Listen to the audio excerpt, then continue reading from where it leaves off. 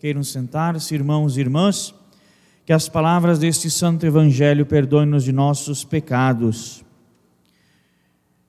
Queridos irmãos aqui presentes, aqueles que nos acompanham de suas casas, através de nossa página no Facebook, pelas redes sociais, no YouTube, irmãos e irmãs, hoje é um grande dia, é o dia da festa da igreja por excelência. É festa da igreja porque é a festa na qual o Espírito Santo de Deus vem sobre aquele grupo dos discípulos, dos primeiros discípulos de Cristo, que estavam reunidos no cenáculo com Maria, mãe de Jesus. Hoje inicia, por assim dizer, o tempo da igreja. O tempo da igreja é este tempo do Espírito Santo, ao qual cada um de nós pertence pelo batismo. No batismo nós somos inseridos pela força, pelo poder do Espírito Santo, neste corpo do qual nos falava a segunda leitura. Portanto, é uma solenidade que nos deve deixar muito alegres. O mistério que nós celebramos hoje, que é o mistério de Pentecostes, ele é um só com as festas que nós celebramos nestes tempos. No domingo passado, celebrávamos a ascensão do Senhor. E retroativamente nós celebrávamos também as aparições do ressuscitado. Celebramos há 50 dias a vigília pascal e o domingo de Páscoa. E antes ainda a Semana Santa e todo o tríduo pascal a iniciar pela Quinta-feira Santa. Ou seja, este é um mistério só. Que mistério é este? O mistério de Cristo. O mistério do Filho de Deus que se encarnou entre nós, que veio compartilhar da nossa humanidade, que veio compartilhar também da nossa dor, que veio chorar as nossas lágrimas, que veio assumir o pecado da humanidade ao ser colocado na cruz, que veio resgatar a humanidade ao ressuscitar, que ao subir ao céu elevou com ele a nossa humanidade, e que hoje, pensando na sua igreja, Jesus cumpre a promessa que havia feito: eu vos enviarei um outro Paráclito, um outro defensor. Este defensor é a própria terceira pessoa da Santíssima Trindade, que é um só Deus com o Pai e com o Filho. É o Espírito que dá vida. É o Espírito que anima. Uma igreja sem Espírito é uma igreja morta. Aliás, pode-se dizer que não há igreja sem o Espírito. Nós todos recebemos em abundância este Espírito. Ao recebermos os santos sacramentos, sobretudo o batismo, mas cada sacramento que nós recebemos está ali, recebendo diretamente do influxo do Espírito Santo. O Espírito significa, da tradução literal grego, ruá, sopro, vento. Os que estamos aqui hoje em Gravataí, estamos testemunhando aí um vento, sopro. Nos faz lembrar, nos remete a este dia no qual os apóstolos com Maria Santíssima recebem o Espírito Santo. E aqueles apóstolos que estavam com medo, temerosos, a partir desse momento se tornam intrépidos anunciadores de Cristo, capazes inclusive de derramar o próprio sangue para dar testemunho de Cristo. Vejam, meus queridos, o sopro, o vento, que é a tradução literal de ruá, Espírito Santo, está muito presente, muito ligado ao dia de Pentecostes. Nós ouvíamos na primeira leitura aquela ventania impetuosa que encheu a casa onde estavam os discípulos de Cristo. Encheu toda a casa onde eles se encontravam. No Evangelho também, Jesus faz o que sobre os discípulos? Ele sopra o sopro, o ar. E talvez aqui nós possamos, em razão disto mesmo, nos unirmos ao tempo presente que estamos vivendo. Todos nós aqui na igreja, e cada um de nós quando sai às ruas precisa estar com a máscara. Por que disto? Porque muito facilmente nós podemos nos contaminar, talvez contagiar outras pessoas com este vírus. E o que faz este vírus? Nos casos assim mais graves, não é? Ele vai tirando aos poucos a capacidade pulmonar. E o que é esta capacidade pulmonar, este respirar, este oxigênio, isso que nós precisamos para viver? É o que nos possibilita, de fato, continuar vivendo. Sem ar, 3 minutos nós estamos mortos. Então, que conotação tem esta do sopro em relação ao Espírito? É que para viver nós precisamos do Espírito. Para a igreja viver nós precisamos do sopro do ar. Senão a gente acaba morrendo, como acontece quando a gente fica sem ar. Que é o que estamos testemunhando lamentavelmente. Pessoas que morrem porque lhes falta o ar. Este ar que dá vida, este ar que faz os pulmões da igreja não pararem ao longo de 21 séculos e continua dando vida à igreja, é o Espírito Santo. Este sopro. O sopro de Jesus sobre os seus discípulos também nos remete ao livro do Gênesis. O segundo relato da criação.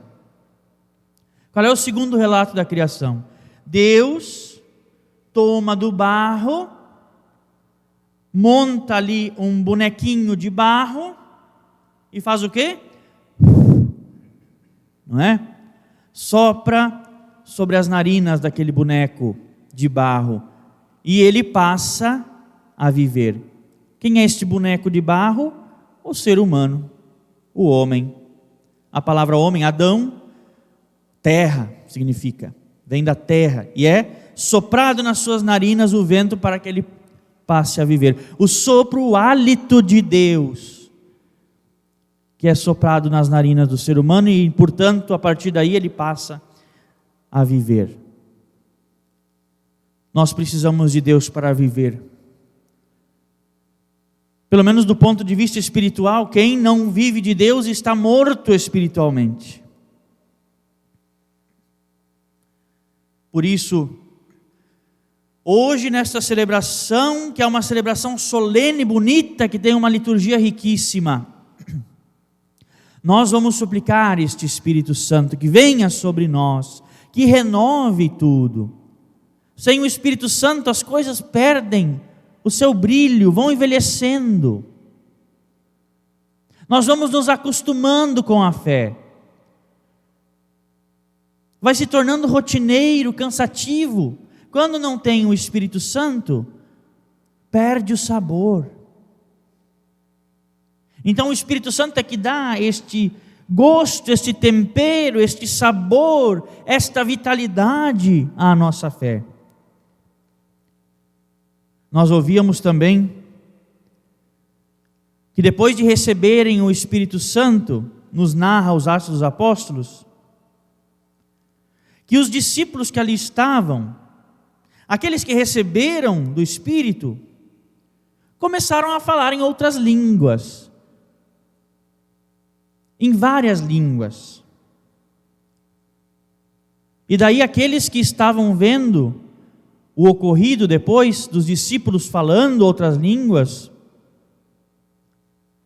vai dizer assim, aqueles que testemunharam: nós somos partos, medos, elamitas, nós habitamos a Mesopotâmia, da Judéia e da Capadócia, do Ponto, da Ásia, da Frígia, da Panfilha, do Egito, da Líbia, romanos, todos nós que não falamos a língua deles, os escutamos quando recebemos no nosso ouvido o que ele está falando, nós os escutamos e entendemos o que eles estão falando. O que o Espírito Santo então realiza? O Espírito Santo faz com que aquelas diferenças que todos nós temos, povos têm, indivíduos um ao outro, cada um é diferente, mas o Espírito Santo congrega todos, independente da nação a que pertença, da raça a que pertença, todos formam um só povo, todos se entendem. Vejam que bonito esta figura das línguas. Também quer dizer que agora o povo de Deus não é somente mais o povo que pertence à raça dos judeus, mas é todo mundo, de todas as línguas, que fazem parte pelo Espírito do mesmo povo. Isso é muito profundo. E se por um lado o Espírito Santo congrega a todos e faz com que povos de diferentes nações e línguas se entendam, por outro lado, a Torre de Babel, lembram? O orgulho lá do livro do Gênesis, o orgulho que quer subir sozinho, este movimento, do ser humano que acha que pode chegar no nível de Deus. O que acontece ali? Confusão das línguas, ninguém mais se entende. Lá em Babel ninguém se entende, porque falta o Espírito Santo e o homem arrogante quer chegar às alturas de Deus, por isso ele constrói aquela torre. Já aqui, em Pentecostes, não é o homem que quer subir, mas é o Espírito que desce. Vejam um movimento contrário. O que isso quer dizer? Quer dizer, meus queridos, que a iniciativa não é nossa. Não é nossa. A iniciativa é de Deus. Não é o homem que vai dizer quem Deus é. É Deus quem vai dizer ao homem quem ele é. É Deus que vai vir ao ser humano. Nós, sozinhos, construindo nossas torres de Babel, no orgulho, na prepotência, muitas vezes na arrogância, sentado na sua pretensiosa ciência, do alto da sua soberba. Muitas vezes o homem que se autodetermina querer encontrar Deus, não o encontra. Não o encontra. Construa as torres de Babel que quiser, você não vai encontrar a Deus. Não assim. Somente a humildade de quem está no cenáculo, rezando e confiando em Deus, é que recebe de Deus. Por isso que somente os humildes sabem quem é Deus. E é aos humildes que vem o Espírito Santo. É deste grupo ali, daquele grupelho de 12 pescadores, ignorantes do ponto de vista cultural. Mas é a partir daí que Jesus coloca o fundamento da sua igreja. Destes homens que qualquer um poderia dizer: estes são os teus discípulos. Deus quer contar conosco. Deus quer contar com a nossa pequenez. O Espírito Santo vem sobre nós. Se nós clamamos com todo o fervor, com toda a devoção, vem Espírito Santo sobre nós. Derrama os teus dons sobre a tua igreja. Transforma o meu coração para que eu possa responder à altura o que tu esperas de mim. Faz-me ter consciência do barro que eu sou. Eleva a minha humanidade caída pelo pecado. Este é o clamor que nós queremos hoje realizar. Pentecostes, 50 dias depois da Páscoa. Se antes, no antigo Pentecostes, que é uma festa já celebrada pelos judeus há muito tempo, se no antigo Pentecostes era celebração da Páscoa, do Cordeiro imolado, 50 dias depois recebiam a lei no Monte Sinai, agora nós, 50 dias depois da verdadeira Páscoa do Filho, do Cordeiro de Deus, recebemos o Espírito Santo. Que este seja o nosso clamor hoje. Vem, Espírito Santo de Deus, sobre nós. Vem, vem, vem, vem Espírito Santo de amor. Vem a nós, traz à igreja um novo vigor. E de pé, vem, vem, vem, vem Espírito Santo de amor. Vem a nós, traz à igreja um novo vigor. Cheios do Espírito Santo, professemos a